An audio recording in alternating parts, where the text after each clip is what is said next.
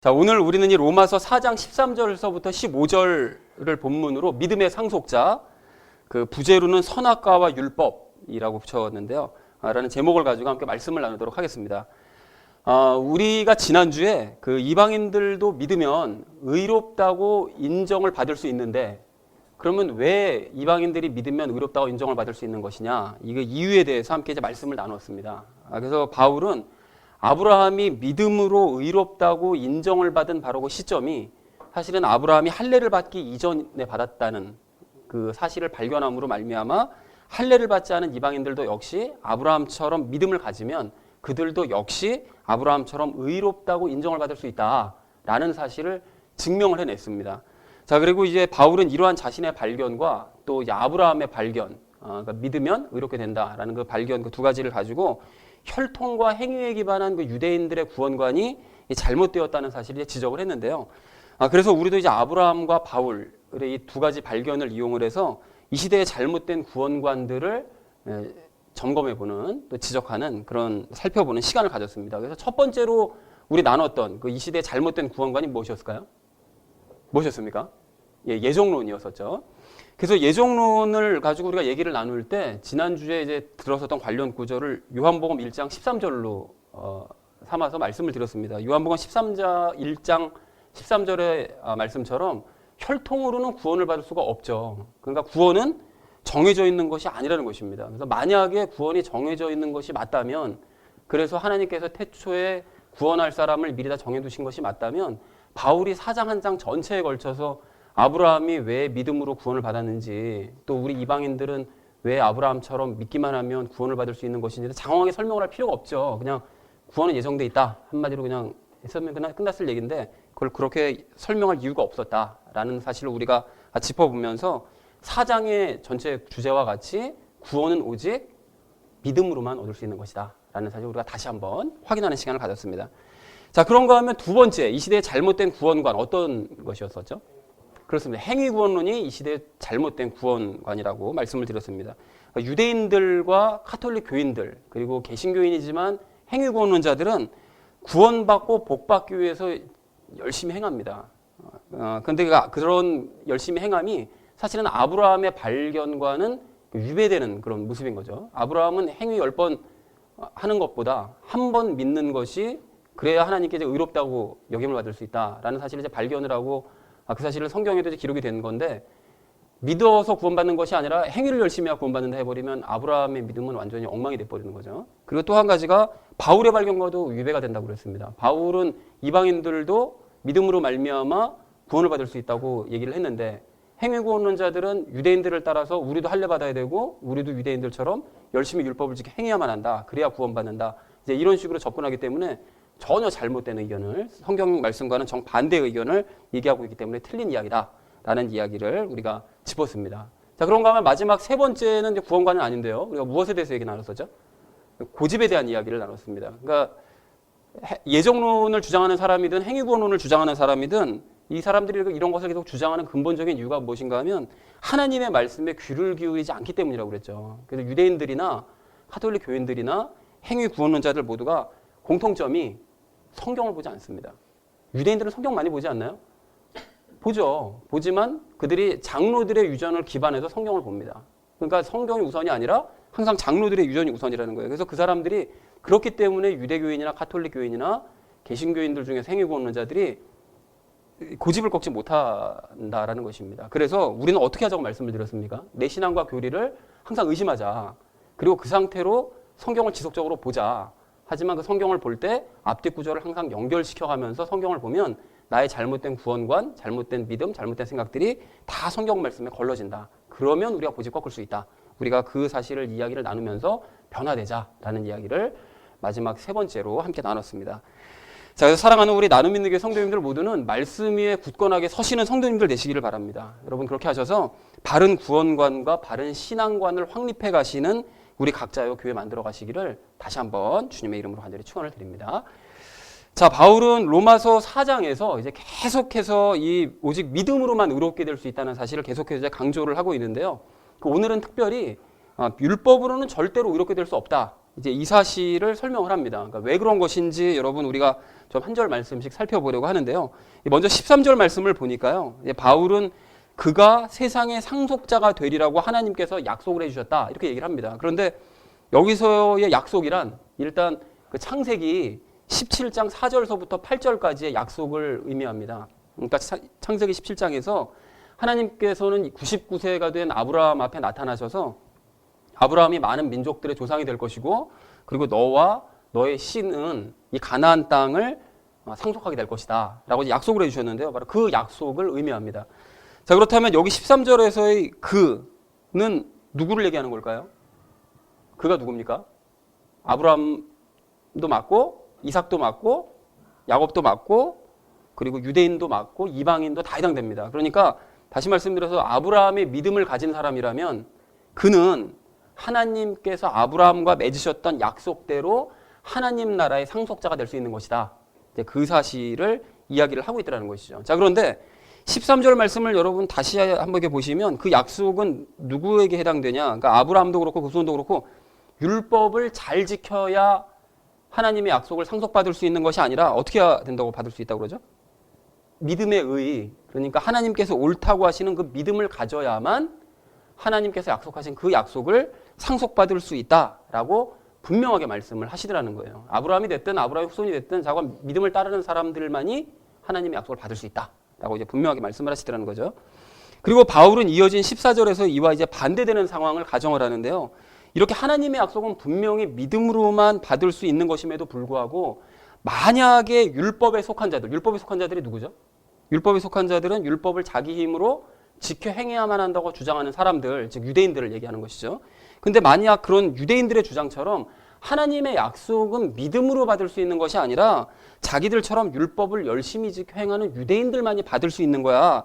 이렇게 만약에 주장을 한다면 그럼 어떤 일이 일어난다고 얘기합니까? 아브라함의 믿음은 헛것이 되고 하나님의 약속 또한 효력을 잃어버리게 된다. 이렇게 얘기를 하더라는 거죠. 이게 뭐 너무 당연한 얘기 아니겠습니까? 그러니까 하나님께서는 아브라함이 믿었다는 이유만으로 의롭다고 해주셨고 또 많은 자손과 땅을 주겠다고 약속을 해주셨는데 그런데 유대인들이 강력하게 주장하는 대로 율법을 열심히 지켜야만 하나님의 그러한 약속을 받을 수 있고 하나님께 의롭다 인정을 받을 수 있다라고 해버린다면 둘 중에 하나는 거짓말인 거잖아요. 그러니까 유대인들이 주장하는 그 행위로 구원 받을 수 있고 또 약속을 받을 수 있다라는 말이 거짓말이든지 아니면 아브라함처럼 믿음으로 말미암아 하나님께 의롭다 여기심을 받을 수 있고 또 약속을 받을 수 있다는 말이 거짓말이든지 둘 중에 하나는 거짓말이라는 것입니다. 자, 그래서 유대인들의 강력한 주장대로 만약에 율법으로 의롭게 되는 것이 맞다라고 가정을 해버리면 믿음으로 의롭게 된다는 주장은 거짓말, 헛것이 되는 것이고 그리고 믿음으로 받았다고 하는 하나님의 약속도 다 거짓말, 헛것이 돼버리는 것이라고 14절에서 그 얘기를 하고 있는 것입니다. 자, 그러면 그게 정말로 맞는 말이냐? 유대인들 말이 맞냐? 절대로 아니라는 거죠. 그래서 일단 지난주에 드렸던 말씀처럼 할례는 아브라함이 하나님께 의롭다고 받은 후에 온 것이기 때문에 그러니까 할례를 받았냐 안 받았냐 하는 것은 믿음으로 의롭다 하심을 받는 것과는 아무런 상관이 없다고 말씀을 드렸습니다. 그러니까 마찬가지로 율법은 할례보다 훨씬 더 이후에 세상에 들어온 것이기 때문에 율법을 잘 지켰냐 안 지켰냐 이것은 하나님께 믿음으로 의롭다 여기심을 받는 것과는 아무런 영향을 끼칠 수가 없다라는 사실을 우리가 확인을 해야 된다는 것이죠. 그리고 더 결정적인 이유는 15절에 있는 말씀처럼 율법은 하나님의 진노를 불러일으킵니다. 그러니까 이게 무슨 소린가 하면 율법을 지키려고 노력하면 노력할수록 더욱 죄만 드러나게 되기 때문에 그런 모습을 볼 때마다 하나님께서는 더욱 진노하신다는 거죠.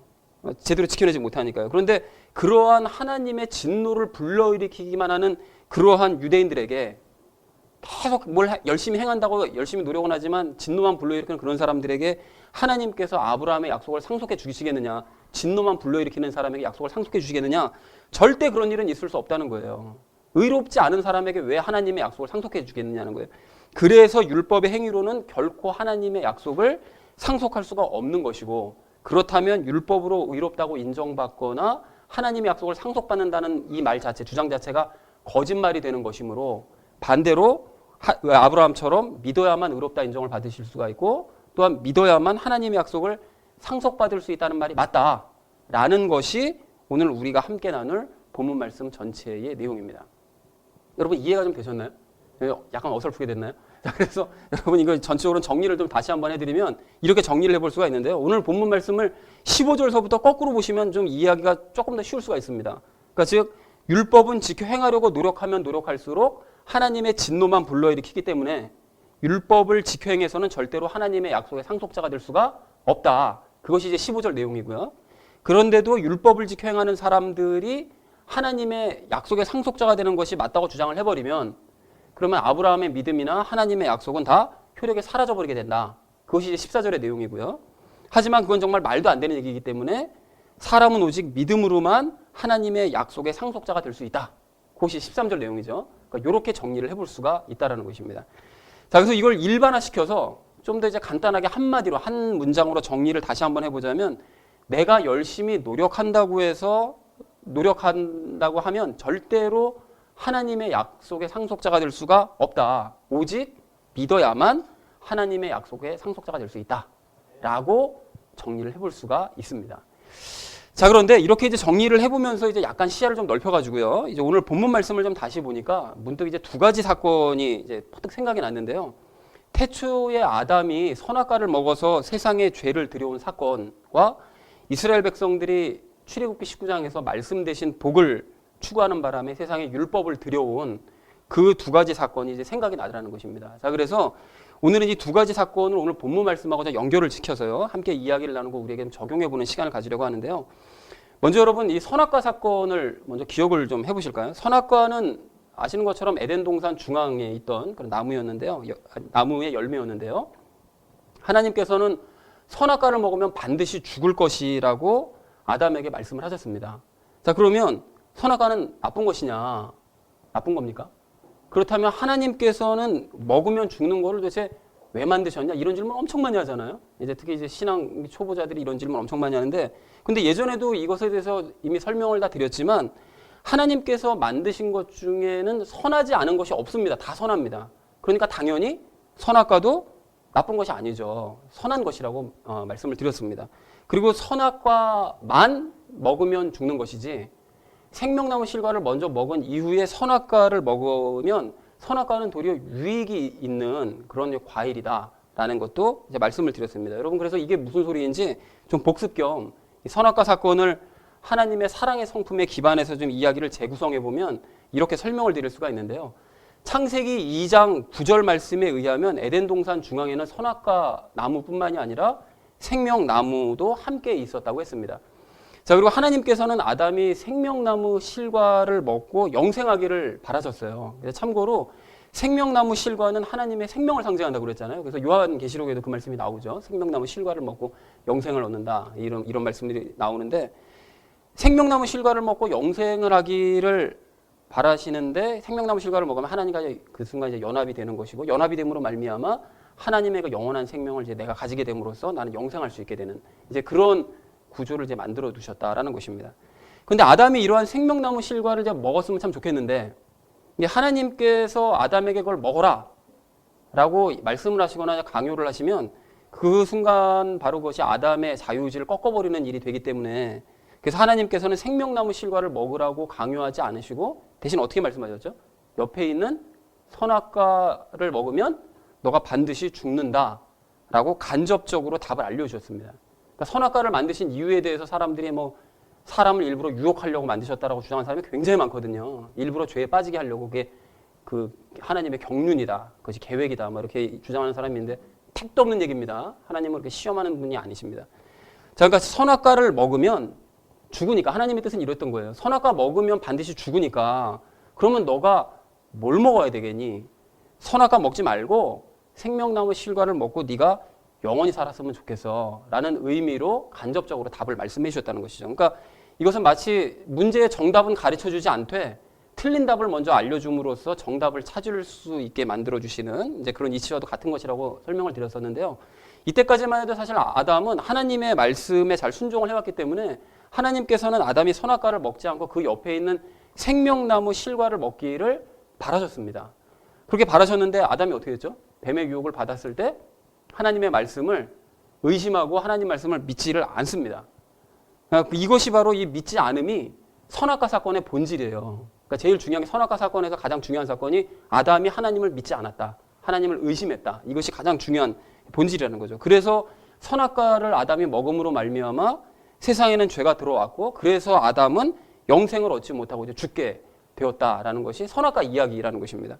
자, 그러니까 만약에 아담이 뱀의 유혹에도 불구하고 끝까지 하나님의 말씀을 믿어서 의심하지 않고 끝까지 믿어서 선악과를 먹지 않고 생명나무 실과를 먼저 먹었다. 그렇게 됐다면 아담은 하나님의 생명인 영생을 얻었을 것이므로, 그죠? 그렇게 되면 결국 믿으면 영생을 얻는다는 이 원리는 태초부터 작정된 원리였던 거예요. 이게 무슨 뭐 갑자기 생겨난 이야기가 아니라 태초부터 믿으면 하나님 말씀을 믿고 따랐으면 영생을 얻었을 것이다. 이것이 태초부터 정해진 원리라는 것입니다. 그리고 이렇게 영생을 얻은 상태로 아담이 그 이후에 선악과를 먹었다면 아담은 하나님과 하나 돼서 하나님의 시각으로 선한 것이 무엇인지 악했던 것이 무엇인지를 분별하는 그런 지혜도 얻을 수 있었을 거라는 것입니다. 그러니까 선악과 자체는 이래서 나쁜 게 아닌 거예요. 그러니까 하나님께서도 이런 목적으로 선악과를 만들어 주셨다는 거죠. 생명나무 실과를 먼저 먹고 선악과를 먹으면 모든 세상을 하나님의 시각으로 볼 수 있는 그런 눈이 열리게 되는 그런 목적으로 선악과를 만들어 두신 것이지 무슨 뭐 유혹하기 위해서 만드셨다거나 뭐 아무 생각 없이 이런 의미가 아니라는 것입니다. 그리고 그렇기 때문에 선악과 사건은 순서의 문제라는 거예요. 선악과 존재 이유가 중요한 게 아니라 순서의 문제. 생명나무 실과를 먼저 먹었다면 아무런 문제가 없었을 그런 이야기라는 것입니다. 자, 그러나 아담이 하나님의 생명을 얻지 못한 상태로 그렇게 선악과를 먹어버리니까 아담이 어떻게 됐습니까? 하나님의 시각이 아닌 자기 소견에 오른 대로, 그러니까 자기가 죄와 하나 된 그런 시각으로 자기 소견에 오른 대로 선과 악을 판별하게 되었고, 그래서 그 모든 후손들도 다 자기 소견에 오른 대로 선과 악을 판별하고 서로가 서로를 비판하기 때문에 지금까지 온 세상에 싸움이 멈추질 않는 것입니다. 내가 옳다고 생각하는 걸 틀렸다고 그러거든요. 내가 틀렸다고 생각하는 건 옳다고 그러거든요. 그러니까 싸움이 이 선악과 때문에 싸움이 멈추질 않는다는 것입니다. 그래서 이렇게 설명을 하면 선악과에 있는 모든 사건들이 다 설명이 될 수가 있다라고 예전에도 말씀을 드렸었죠. 그러니까 결국 아담은 하나님의 말씀을 믿지 않았기 때문에 하나님의 약속인 영생을 얻지 못했던 것이고, 그래서 에덴도 빼앗긴 것이고, 또 죄를 세상에 들여왔고 자기 소견에 오른 대로 선과 악을 판단함으로 말미암아 세상을 혼란 가운데 빠뜨리게 만드는 것입니다. 자, 그런데 가만히 이렇게 생각을 해보면요, 이러한 선악과 사건이 한 번으로 끝난 것이 아니라 이스라엘 백성들이 율법을 받았던 바로 그 순간에도 똑같이 되풀이되었다는 사실을 알 수가 있는데요. 그래서 이것이 무슨 소리인지 여러분 한번 들어보십시오. 지금서부터 드리는 말씀을 방금 드렸던 선악과 사건과 이렇게 연결지어서 생각을 하면서 들어보시면 1대1로 다 매칭이 된다는 사실을 발견하실 수가 있으실 것입니다. 그래서 여러분 한번 잘 생각하면서 한번 들어보십시오. 에덴 동산에 생명나무와 선악과 나무가 있었던 것처럼 이스라엘 백성들이 출애굽기 19장에서 하나님께 율법을 받을 때도 그들 앞에는 두 가지 선택권이 있었습니다. 무엇이었죠? 하나님의 말씀에 순종하는 길과 복받는 길. 그 두 가지가 있었다는 것입니다. 그러니까 즉 말씀은, 하나님의 말씀은 생명나무와 같았고 복받는 것은 선악과와 같았다는 것입니다. 그러면 복이 나쁘다는 뜻이냐? 아니죠. 하나님께서 만드신 것 중에 선하지 않은 것은 없기 때문에 선악과가 나쁜 것이 아니었던 것처럼 복 자체도 나쁜 것은 아니었다는 것입니다. 다만 생명나무 실과보다 선악과를 먼저 먹어버리면 그것이 문제가 되는 것처럼 말씀에 순종하는 것보다 복을 우선하고 그것을 먼저 탐하게 되면 그것이 이제 문제가 된다는 것이죠. 그래서 연결이 되시죠. 이렇게 선악과와. 자, 그래서 우리가 마가복음 큐티를 말씀을 이제 큐티하면서도 종종 보는데 그 무리들이 예수님께 와서 예수님의 말씀을 듣는 것보다 복을 먼저 받기를 바라면, 뭐 기적이나 병 고침 받기를 바라는 이런 것을 우선하면 예수님께서 어떻게 하시죠? 그 무리들을 떠나가 버리십니다. 그러니까 하나님께서는 하나님의 말씀보다 복을 우선하는 사람에게 가까이 하지 않으시는 거예요. 자꾸 멀리 떨어지시는 거죠. 자, 그래서 어쨌든 하나님께서는 이스라엘 백성들이 이렇게 그 복을 먼저 선택하면 예전에 아담이 선악과를 먼저 택함으로써 세상에 혼란이 왔던 것처럼 복을 우선하고 복을 선택해버리면 혼란스러워질 것을 아셨기 때문에 이스라엘 백성들이 말씀을 우선 선택하기를 바라셨습니다. 그래서 모세를 통해서 말씀을 전하셨죠. 그런데 이전과 이후의 그런 이스라엘 백성들의 행태를 보면 하나님의 말씀을 전혀 믿지도 않고 순종하지도 않습니다. 자, 그러니까 선악과 사건과 같이 역시 믿지 않은 것이 이 출애굽 사건의 본질이라는 거예요. 그러니까 선악과 때도 하나님의 말씀을 믿지 않음으로 세상에 혼란이 왔던 것처럼 이스라엘 백성들 역시 하나님의 말씀을 믿지 않음으로써 그럼으로써 혼란이 왔다라는 것이 이제 공통된 특징이라는 것입니다. 자, 그래서 이스라엘 백성들은 오직 걱정 없이 먹고 사는 삶, 아무 생각 없이 먹고 사는 삶이라는 보암직스럽고 먹음직스러운 그런 삶을, 그런 복만을 계속 탐한 거죠. 아담이 그랬잖아요. 선악과 볼 때 보암직스럽고 먹음직스러워서 먹었던 것처럼 그런 삶, 편하게 먹고 사는 삶, 그런 삶만 추구하는 거예요. 그런 복만 추구하는 거죠. 그러니까 이스라엘 백성들이 출애굽해서 계속했던 얘기가 뭡니까? 반복적으로 했던 얘기가 우리가 어디로 돌아가자 그래요? 이집트로 돌아가자. 이집트로 돌아가자. 왜 자꾸 이집트로 돌아가자 그러는가 하면 사막에서 살기 싫다. 예전처럼 아무 생각 없이 그냥 이집트로 가가지고 편하게 먹고 살자. 뭐 편하진 않았겠지만요. 육신의 고통은 있겠지만 아무 생각 없이 우리 편하게 먹고 살자. 계속 그래서 그 복만을, 편하게 먹고 사는 복만을 추구하더라는 것입니다. 그래서 결국에는 어떻게 됐죠? 세상에는 율법마저 이제 들어와 버리게 되고, 그래서 그 율법 때문에 이미 세상에 들어와 있던 이 죄가 더욱 기승을 부리면서 이제 위세를 떨치게 되는 이런 이제 안타까운 일이 벌어지게 됐다는 것입니다. 그래서 여러분, 만약에 이스라엘 백성들이 하나님의 말씀을 그때 믿고 순종해서 출애굽기 19장에서 하나님의 말씀을 먼저 선택하고 우리는 주님의 말씀을 믿고 따르겠습니다. 그걸 선택해서 당장 편하게 먹고 사는 그런 복보다 하나님의 말씀에 순종하는 길, 그러니까 선악과보다 생명나무 실과를 먼저 택하듯이 그걸 택했다면 그 사람들은 율법을 받지 않았을 것이고 어떤 형태로든 영생의 길로 인도되는 복음을 받았을 거라는 거예요. 자, 그러니까 믿으면 영생의 약속을 받을 수 있다는 이 원리는 태초부터 이스라엘 백성들이 있을 때까지 계속해서 면면이 이어지는 그런 원리라는 것입니다. 계속 선악과 사건과 연결이 되어 가시죠. 자, 그리고 그렇게 하나님의 말씀에 먼저 순종하는 삶을 살았더라면 이스라엘 백성들은 자연스럽게 따라오는 복을 받았을 것입니다. 그러니까 이래서 복이 나쁜 게 아닌 거예요. 그러니까 선악과 자체도 나쁜 게 아닌데 선악과를 먼저 먹어버리게 되면 문제가 됐던 것처럼 복도 먼저 취하게 되면 이것이 문제가 되지만 먼저 하나님의 말씀을 듣고 따르게 되면 자연스럽게 따라오는 복은 누려도 아무런 문제가 없고 도리어 유익이 될 수밖에 없다는 것입니다. 이것도 역시 순서의 문제라는 거예요. 자, 그러나 이스라엘 백성들은 복을 먼저 바라보고 복을 선택했기 때문에 복은 복대로 받지 못하고 대신 받은 율법을 그나마 자기 소견에 옳은 대로 해석해서 서로가 서로를 선과 악을 마구잡이로 그냥 비판하고 판단하는 이런 일을 벌이더라는 것입니다. 아담이 자기 소견에 옳은 대로 남을 선과 악을 판별했던 것처럼 율법을 제멋대로 해석해서 서로가 서로를 선과 악을 판별하는 이런 혼란이 찾아오더라는 거예요.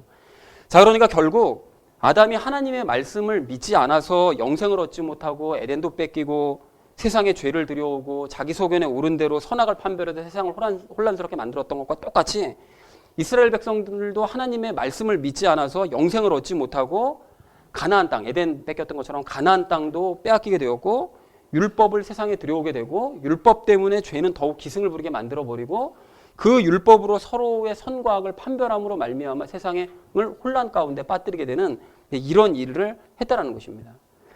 자, 그래서 그런데 이런 이유를 가지고 이제 율법을 받았는데 이렇게 잘못해서 율법을 받았는데 그 율법 가지고 내가 하나님께 의롭다 여기심을 받아본다 그러고 그 율법 가지고 하나님의 약속을 상속해 보겠다고 얘기를 하니 이게 될 말이느냐고요. 그러니까 황당한 얘기일 수밖에 없다라는 것입니다. 자, 그러니까 여기까지 해서 이제 두 가지 이야기를 이제 각각 정리를 해보자면 아담이 에덴의 상속자가 될 수 있었던 그 방법은 유일한 방법은 자기 욕심이나 어떤 의지나 능력으로 될 수 있었던 것이 아니라 오직 어떻게 써야 됩니까? 하나님께서 하셨던 말씀을 그냥 믿고 따르면 아, 선악과 먹으면 죽는구나. 그럼 저거 먹지 말고 딴 거 먹자. 이렇게 믿고 따랐으면 그러니까 에덴 동산을 상속할 수 있었을 거라는 것입니다. 그리고 이스라엘 백성들도 마찬가지죠. 가나안 땅의 상속자가 되는 것은 결코 욕심이나 자기 의지나 능력을 가지고 얻을 수 있는 것이 아니라 오직 하나님의 말씀을 먼저 믿고 따를 때에만, 즉 아브라함처럼 하나님의 말씀을 믿고 순종하려는 태도를 가졌을 때에만 상속할 수 있었던 것이라는 것입니다. 그러니까 이렇게 해서 선악과 사건과 이 출애굽한 이스라엘 백성들의 사건이 1대1로 다 연결이 되더라는 거예요. 자, 그러니까 결론적으로 아담이나 이스라엘 백성들이나 왜 실패했느냐? 결국 실패한 원인이 뭐죠? 믿지 않아서 실패한 것입니다. 믿음이 없었기 때문에, 믿음을 가지려고 하지 않았기 때문에 실패했다는 거예요. 자, 그렇지만 그 이후로 이제 기쁜 일이 생겼는데요. 이러한 인간들에게 소망이 없다고 판단하신 하나님께서 예수님을 이 땅에 보내시죠. 그리고 예수님께서는 당신의 소견에 옳은 대로 아담처럼 선악과를 선택하신 것이 아니라 이스라엘 백성들처럼 또 복을 추구하신 것이 아니라 매 순간 믿음으로만 사셨습니다. 그래서 하나님의 말씀을 듣고 믿고 순종하는 일에만 열심을 내셨는데요. 그렇게 하심으로 말미암아 죽음을 물리치셨고 아담이 상속하지 못했던 영생을 소유하셨고 또 하나님의 왕국을 이 땅에도 이루어지게 하시고 그 왕국을 상속 가능하게 만드시더라는 것입니다. 자, 그리고 우리도 또한 마찬가지죠. 우리도 역시 믿었습니다. 그러니까 아브라함으로부터 시작된 그 믿음이 예수님께 이제 완성이 되었는데 그 믿음을 우리도 가졌다라는 것입니다. 그래서 아담과 달리 우리는 선악과가 아닌 생명나무 실과를 선택을 했고 믿음으로 말미암아 선택했고 그래서 우리는 예수님과 하나가 되었고 그래서 예수님의 생명을 소유해서 우리는 죄와 분리가 되었고 그래서 내 소견에 오른 대로 선악을 판단하던 과거의 아담의 삶을 버리고 우리는 이제 하나님의 시각으로 선악을 분별할 줄 알게 되었다라는 것입니다. 말씀으로 선악을 분별할 줄 알게 되었다. 그러니까 태초에 아담이 이루지 못했던 일을 우리가 이루게 되었다라는 사실을 우리가 확인할 수가 있고요. 또한 이스라엘 백성들과는 달리 복보다 우리는 말씀을 우선적으로 선택한 사람들입니다. 진짜 참된 믿음을 가진 사람들은 복을 우선적으로 선택하는 것이 아니라 말씀을 우선적으로 선택하는 거죠. 그래서 우리는 율법이 아닌 은혜의 삶을 살게 되었고 그래서 죄를 이길 수 있게 되었습니다. 또한 율법을 넘어서는 일까지 점차 해냄으로 말미암아 거꾸로 복이 따라오는 삶을 살게 되더라는 거예요. 그래서 여러분 우리가 다 경험하고 계시잖아요. 우리 예배에 열심을 내고 말씀 보는데 열심을 내고 기도하는데 우리가 착실하게 기본적인 것들을 열심히 했었을 때 삶의 모든 것들이 착착 맞아떨어지고 복이 따라오게 되는 것들을 우리가 다 체험하고 있더라는 것이죠. 자, 그래서 이스라엘 백성들이 그렇게 바랬지만 이루지 못한 일을 사실 우리가 이루었고 또 체험하고 있더라는 것입니다.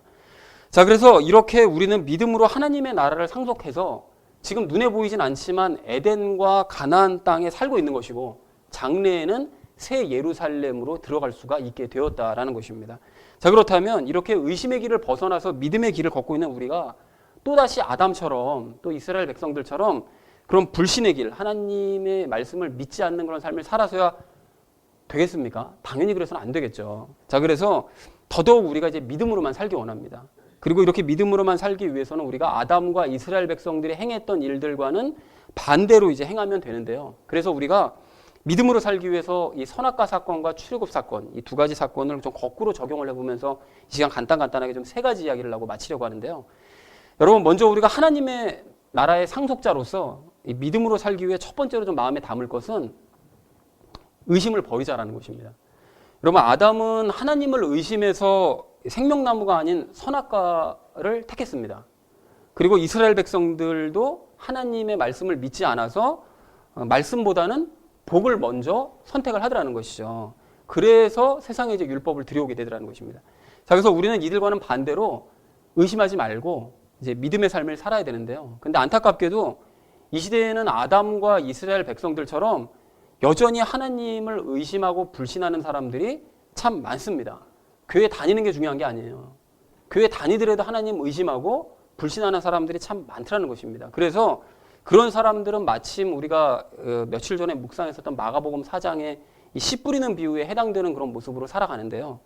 그런 사람들 중에 어떤 사람은 예수님을 전혀 신뢰하지 않기 때문에 말씀이 뿌려져도 고의적으로 말씀을 거부합니다. 아니, 그 사람들은 성경 자체를 의심해요. 그래서 그런 사람들 중 어떤 사람들은 성경의 전부 혹은 구약 성경 전체 또는 신약 성경 전체 그런 것들을 인간이 쓴 책이다. 하나님이 쓴 게 아니다. 인간이 쓴 책이라고 생각하거나 그렇게 부분적으로만 인정을 하거나 아니면 신약 성경 중에서도 바울이 기록한 부분은 완전히 인정하지 않거나 거꾸로 복음서를 인정하지 않는 이런 등으로 다양한 방법으로 성경을 의심합니다. 그러니까 원초적으로 근본적인 것들을 의심하는 거예요. 그러니까 그렇다 보니까 성경을 읽더라도 말씀을 듣더라도 자신에게 뿌려진 말씀을 사탄인들 그냥 가져가 버리는 거죠. 뭐 말씀이 마음 가운데 떨어질 뭐 여력이 없습니다. 다 가져가 버리는 거죠. 믿질 않으니까요. 또한 하나님을 의심하는 또 다른 어떤 사람들은 말씀을 보거나 듣긴 합니다. 그렇긴 하지만 육신의 눈으로 또 지식적으로만 읽다가 보니까 고난이나 핍박이 다가오면 곧바로 시험에 들어요. 그 말씀이 적용이 안 됩니다, 삶에. 그러니까 불평하죠. 그리고 왜 성경을 보는데도 이렇게 복은 안 찾아오고 이런 고난과 핍박이 찾아오느냐고 불평하더라는 거예요. 그러니까 이런 사람들은 하나님을 더 알기 위해서, 닮기 위해서 성경을 보는 것이 아니라 사실은 복이 목적이었던 거죠. 성경 열심히 보면 복 줄 줄 알았는데 복은 안 주고 핍박과 어려움이 생기니 이건 볼 이유가 없는 거죠. 그러니까 그래서 하나님의 의도를 의심하고 원망하면서 한동안 이제 말씀을 가까이 하지 않고 이제 버리더라는 것입니다. 또한 어떤 사람은 이제 성경을 가까이 하고 잘 읽다가도 먹고 사는 걱정과 재물에 대한 염려, 또 정욕의 유혹이 닥쳐오면 곧바로 말씀 잊어버립니다. 가시밭에 떨어진 그런 시죠. 그리고 역시 하나님을 의심하고 불평합니다. 하나님은 왜 당신의 백성이 먹고 사는 문제로 걱정하게 하시고 재물로 염려하게 하시고 유혹을 받게 하시느냐는 거예요. 이런 문제부터 해결해 주시지 않고 도대체 뭐 하냐는 거예요. 근데 그러다가 환경이 조금 좋아진다 싶으면 이런 사람들이 어떻게 합니까? 또 호기심에 아니면 기타 다른 여러 가지 이유로 성경 말씀을 다시 보고 듣습니다. 하지만 근본적으로 달라진 건 아무것도 없어요. 그냥 여전히 그냥 의심하는 마음이 그 마음 가운데 있기 때문에 그런 상태로 말씀을 보죠. 그러니까 그렇게 그런 상태로 말씀을 보다 보니까 하나님이 언제 나에게 또 고난과 핍박 줄지 모른다. 또 심지어는 내 자식과 나를 언제 죽여버리실지도 모른다.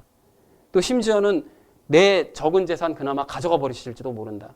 그리고 내 노후는 염려가 가득할지도 모른다. 뭐 이런 것처럼 끊임없이 평안함을 갖지 못하고 하나님을 그냥 계속 의심만 해요.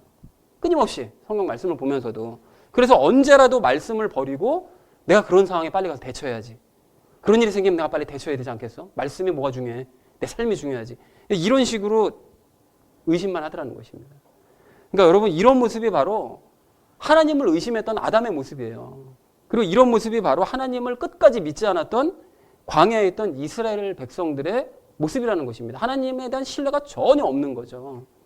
그런데 이렇게 항상 하나님을 의심하고 쉬지 않고 염려하고 범사에 불평하는 이런 상태가 이게 바로 죄입니다. 죄. 이게. 그러니까 어쩌면 그리고 참된 복음을 알기 전에 예수님을 바르게 믿고 영접하기 전에 과거의 우리의 모습도 어쩌면 이랬을지도 몰라요. 아니 어쩌면 예수님을 바르게 믿고 영접했을지라도 예 습관에 따라서 우리가 지금까지 하나님을 이런 식으로 순간순간 의심할 수도 있습니다. 하나님을 향한 근본적인 신뢰감은 있지만 예 습관에 따라 순간순간 나도 모르게 의심하는 이런 일이 있을 수 있다는 것이죠. 그러나 하나님의 나라의 상속자가 된 우리라면 이제는 하나님을 신뢰하지 못하고 의심하는 이러한 불신의 싹을 여러분 잘라버리셔야 됩니다. 당연히 불신의 생각과 마음을 버려야만 한다는 것입니다. 사랑하는 우리 나눔 있는 교회 성도님들 모두는 물세례와 성령님 세례를 통해서 예수님을 진정으로 영접하시기 바랍니다. 여러분 그리고 영접을 했다면 그 이후로 고통의 과정을 통과하신 이후에 아담과 이스라엘 백성들이 품었던 하나님을 향한 그런 모든 의심들 여러분 다 버리시고 씨 뿌리는 비유에 등장하는 그런 사람들과 같은 의심들도 여러분 다 버리시고 이제는 늘 하나님을 신뢰하는 자리로 나아가시는 복된 성도님들 다 되어지시기를 주님의 이름으로 간절히 축원을 드립니다. 자, 우리가 하나님의 나라의 상속자로서 믿음으로 살기 위해서 두 번째로 마음에 담을 것은 하나님의 말씀을 믿자라는 것입니다. 여러분 아담과 이스라엘 백성들은 기본적으로 하나님의 말씀, 하나님을 믿지 않고 하나님의 말씀도 믿지 않았지만 우리가 예수님을 진심으로 믿고 영접을 했다면 우리는 그들과는 반대로 기본적으로 하나님을 신뢰하는 마음을 가져야 되는 것이 맞습니다. 저 사람들은 기본적으로 하나님을 안 믿었지만 우리는 기본적으로 하나님을 믿어야 마땅하다라는 것이죠. 자, 그런데 우리는 하나님을 향한 이러한 믿음이나 어떤 신뢰의 마음을 갖는 것을 막 거창하거나 뭔가 이렇게 어려운 일이라고, 막연하게 어려운 일이라고, 그 믿는 게 어려운 거 아닌가? 이렇게 생각하는 경향이 있는데요. 사실은 전혀 그렇지 않습니다. 여러분, 아담이 선악과 앞에 서 있었을 때와 또 이스라엘 백성들이 율법을 받았을 때 그때 상황을 여러분 머릿속으로 한번 상상해 보십시오. 아담이 그 전까지는 선악과를 먹기 이전까지는 하나님과의 관계가 참 좋았습니다. 하나님께서 하시는 말씀들 다 신뢰했고 또 하나님의 무한한 사랑을 받았고 자기도 역시 하나님을 깊게 신뢰하는 이런 신뢰 관계가 아주 굳건하게 맺어져 있었다는 거죠. 그러니까 뱀이 와서 유혹을 했을 때 아담이 어떻게 대처해야 됐을까요? 그때 어떻게 했어야 믿음이 발동될 수 있었을까요? 이제까지 나를 사랑하시던 하나님이 나와 신뢰를 주고받았던 그 하나님이 뱀이 말하는 저런 꿍꿍이를 가지고 나를 속이려고 하셨을까? 나를 선악을 알면 하나님처럼 될까봐 혹시 나를 갖다가 싹 속이고서는 그걸 못 먹게 하려고 이런 일을 벌이셨을까? 그동안 하나님과 가져왔었던 100가지 좋았던 그런 기억을 지금 뱀이 말하는 한 가지 의혹과 내가 맞바꿔야 될까? 아담이 이렇게 생각했었어야 됐다는 것입니다. 그러니까 그랬다면 과거를 그렇게 생각을 했었더라면 아담은 하나님을 믿는 길을 선택할 수 있었을 거라는 거예요. 그리고 이거는 그렇게 거창하고 어려운 수고가 아니었다는 것입니다. 하나님의 말씀을 신뢰하고 믿는 것은 결코 거창하거나 어려운 일이 아니라는 거예요. 과거만 살짝 돌아보면 금방 믿음을 발동할 수 있었다라는 것입니다. 그리고 또한 이스라엘 백성들도 마찬가지 아닙니까? 이스라엘 백성들은 하나님께서 이집트에 10가지 재앙 내리시고 또 홍해 가르시고 홍해를 닫으시고 마실 물 주시고 만나 주시고 메추라기도 주시고 구름 기둥과 불 기둥으로 밤과 낮으로 자신들을 보호하고 계신 것을 지금 그 순간까지도 체험하고 있었어요. 낮 되면 구름 기둥이 자기 위에 있었고 밤 되면 불 기둥이 자기 눈앞에 펼쳐져 있다는 사실을 매일 봤어요. 매일. 그리고 매일 만나도 먹었어요. 그러니까 매일 기적을 체험하고 있었던 거예요. 그렇기 때문에 이스라엘 백성들이 하나님을 믿는 일은 거창하거나 어떤 어렵거나 수고스러운 일이 아니었다라는 것입니다. 그저 근래에 하나님께서 역사하셨던 일들만 기억을 했더라도 그들은 하나님의 말씀을 신뢰하고 순종하는 참 좋은 백성이 될 수 있었다라는 것입니다. 한 끗 차이라는 거예요. 그걸 기억했었으면, 그걸 기억했느냐? 기억하지 않고 현실만 바라보느냐? 요 차이라는 거예요. 요 차이. 그러니까 이런 모습들을 종합해 봤을 때 믿음은 그렇게 거창한 것이 아니라 어려운 수고가 아니라 단순하게 과거를 기억하는 작업이다라고 볼 수 있다는 것입니다.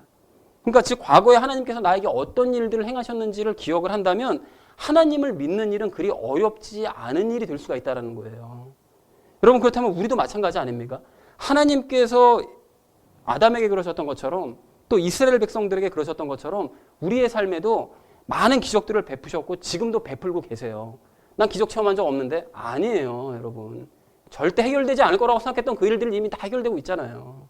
과거에도 해결됐었잖아요. 그것들이 다 기적이란 말이죠. 그래서 우리가 조금의 관심을 가지고 과거를 돌아보면 우리는 하나님께서 우리에게 행하셨던 수없이 많은 일들과 기적들에 감사할 수밖에 없다는 것입니다. 그리고 우리가 그것을 기억했다면 과거에 나를 위해서 일하신 하나님께서 장래에도 바로 이 사건에도 반드시 이 문제를 해결해 주실 것이라고 믿는 것은 그리 어려운 일이 아니라는 것입니다. 물론 여전히 의심이 들 수 있죠. 그러나 그럴 때조차도 우리가 하나님을 신뢰하는 마음을 가지고 이제까지 나를 이렇게 인도해 주신 하나님께서 이번 일을 그르치게 만드시겠어? 우리가 그렇게 이 의심드는 마음을 하나님을 신뢰하는 마음으로 그 의심을 이겨내고 밀고 나간다면 우리는 선악과 대신 생명나무 실과를 택할 수 있고 복이 아닌 말씀을 선택할 수 있게 될 줄로 믿습니다. 여러분 그래서 가령 예를 들어서 어느 날 문득 하나님께서 나에게 고난과 핍박 또 세상의 염려와 재물에 대한 걱정 또 정욕의 유혹 등을 나에게 허락하시면 어떡하지? 혹시 이런 의심이 드실 때가 있잖아요. 그런 의심이 드시면 이제 그런 의심을 버리시고 여러분 이렇게 생각하시기 바랍니다. 정말 그럼 어떡하냐? 이렇게 계속 생각에 빠져 있을 것이 아니라 이렇게 생각하셔야 됩니다. 내가 걱정하는 그런 일들은 실제로는 일어나지 않아. 하나님께서는 내가 최악의 상황을 맞도록 그냥 내버려 두는 분이 아니셔. 이제까지도 그런 일이 생길까 봐 걱정이 왔지만 실제로 그런 일이 나에게 생긴 적이 몇 번이나 됐어. 그러니까 그런 일이 정말로 나에게 일어난다 할지라도 하나님께서 나에게 그런 일을 허락하신 데에는 이유가 있으실 거야. 그리고 혹시 하나님께서 이런 상황을 내게 주신 것이 맞다면 하나님께서는 과거에도 그러셨던 것처럼 이번에도 역시 그런 상황을 내가 극복할 수 있도록 당연히 방패가 되어주시고 힘이 되어주시고 능력이 되어주실 거야 라고 선포하자라는 것입니다. 그것이 바로 신뢰요 믿음입니다. 믿음은 어려운 것이 아닌 거예요. 과거에 행했던 일을 이번에도 행해 주실 거야 라는 것을 믿는 것이 믿음입니다. 여러분 과거 은혜가 다스리는 3책에서도 우리가 그 나눴던 것처럼 행글라이더 비유 기억하시잖아요. 그 죄는 마치 중력처럼 끊임없이 우리를 아래에서 막 잡아당기지만 그 중력을 이길 수 있는 방법이 뭡니까? 행글라이더 타면 돼요. 우리가 맨날 바닥에다 땅 붙이고 살 수 있는 것이 아니라 행글라이더를 타는 법을 배우면 그러면 중력을 극복할 수 있다라고 얘기를 하잖아요. 그렇게 행글라이더를 타고 중력을 극복할 수 있는 것처럼 우리는 죄를, 그 불신을 극복할 수 있다는 것입니다. 즉 하나님의 날개를 타고 성령님의 바람을 맞으면서 날아오름으로 말미암아 의심을 극복하고 불신의 그 위를 멋지게 날아오르자라는 것입니다. 사랑하는 우리 나눔 있는 교회 성도님들 모두는 하나님께서 우리를 독수리의 날개로 업어주신다거나 우리의 방패가 되어주신다거나 우리를 지키시고 보호하신다는 말씀을 믿으시기 바랍니다. 그건 헛된 말이 아니에요. 그냥 괜히 하시는 말씀이 진짜입니다. 그리고 그런 말씀들을 믿는다면 그 말씀을 믿는 믿음으로 삶의 작은 문제들과 의심부터 깨뜨리시기 바랍니다. 그것이 바로 하나님의 일인 거예요. 여러분 그렇게 하심으로 말미암아 점차 고난과 핍박, 세상의 염려와 재물에 대한 걱정, 정욕의 유혹에 신경 쓰지 않게 되시고 실제로 그런 일이 일어난다 할지라도 예수님께서 극복하게 해주실 것을 믿음으로 말미암아 늘 기뻐하고 감사하시는 복된 성도님들 되시기를 주님의 이름으로 간절히 축원을 드립니다. 자, 우리가 하나님의 나라의 상속자로서 믿음으로 살기 위해 마지막 세 번째로 마음에 담을 것은 열매를 맺자라는 것입니다. 여러분, 앞에서도 말씀드렸던 것처럼 우리는 아담이나 이스라엘 백성들과는 이제 반대로 하나님을 의심하지 말고 이제 믿어야 되는데요. 그런데 우리가 그렇게 의심하지 않고 믿으면 어떤 일이 일어나느냐? 우리에게 열매가 맺힙니다. 마땅히 열매가 맺혀요. 여러분, 어제 큐티 본문에서 예수님께서 땅에 대해서 뭐라고 말씀하셨는지 혹시 기억하는 분 계세요? 예수님께서 그 땅에 대해서 좀 아주 인상적인 말씀을 하셨는데요. 땅은 스스로 열매를 맺는데요. 그 누가 노력해서 해주는 것이 아니라 스스로 열매를 맺는답니다. 그러니까 겨자씨와 같은 작은 씨가 땅에 뿌려진다 할지라도 그 작은 씨가 나무처럼 큰 나무로 자라게 되는 것은 땅이 스스로 하는 일이라는 거예요. 땅이 스스로 하는 일. 우리가 좋은 땅에 맞다면 그래서 이런 일이 일어나야 마땅하다라는 것입니다. 만약에 이런 일이 일어나지 않는다. 그럼 내가 좋은 땅이 아니거나 좋은 땅을 일구지 않았다는 뜻인 거죠. 자, 그런데 여기서 우리가 생각하셔야 될 것이 있는 것이 척박한 땅에서도 그럼 그런 일이 일어나느냐. 영양분이 전혀 있지도 않고 그냥 메마른 땅에서도 씨만 뿌리면 씨들이 저절로 자라나고 땅이 스스로 열매를 맺는 일이 일어나느냐. 절대로 그럴 수는 없습니다. 그렇기 때문에 우리가 알아야 될 것이 무엇인가 하면 우리가 먼저 좋은 땅이 되어야 되는 것이 기본이지만 좋은 땅이 된 이후에는 땅을 방치하지 말고 어떻게 해야 되는 거죠? 계속해서 좋은 땅의 상태를 유지해야 된다라는 것입니다. 그래서 그렇게 하려면 어떻게 되느냐? 말씀의 씨를 마음에 뿌리기 전에 예수님과 함께 멍에를 지고 이 땅을 수시로 갈아엎어야 되는 거죠. 마음의 땅을 갈아엎어야 됩니다, 여러분. 그래서 지난주에 나눴던 것처럼 내가 고집하는 신앙과 교리 잘못된 거 아닐까? 말씀으로 갈아엎어버리고 예수님을 의심하는 마음 갈아엎어버리고 고집스러운 내 마음 갈아엎어야 되는 거죠. 그리고 그렇게 갈아엎은 마음의 땅에 씨를 말씀을 뿌려야 된다는 것입니다. 그러면 열매는 스스로 맺혀갈 수밖에 없습니다. 내 노력하지 않아도 맺혀가는 거예요. 열매는 내가 억지로 노력하고 막 맺으려고 애를 쓴다고 해서 맺혀지는 것이 아니라 좋은 땅만 유지하면 열매는 저절로 맺히게 된다는 것입니다.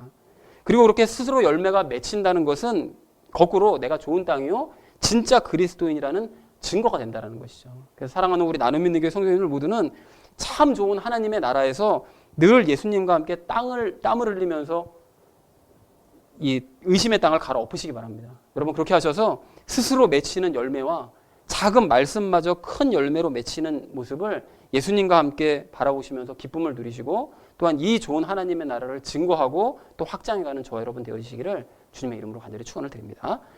자, 이제 말씀을 정리합니다. 불순종 때문에 받은 율법, 그러니까 이스라엘 백성들이 아까 설명드렸듯이 율법을 받은 이유는 결국 불순종했기 때문에 율법 받은 건데요. 그렇게 불순종 때문에 받은 율법 가지고 열심히 행해가지고서는 절대로 하나님의 나라의 상속자가 될 수가 없습니다.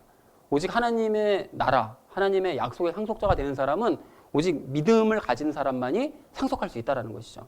그래서 아담과 이스라엘이 실패했던 이 의심의 길을 버리고 우리는 아브라함과 예수님께서 가졌던 그 믿음의 길을 함께 갖기를 간절히 소망을 합니다.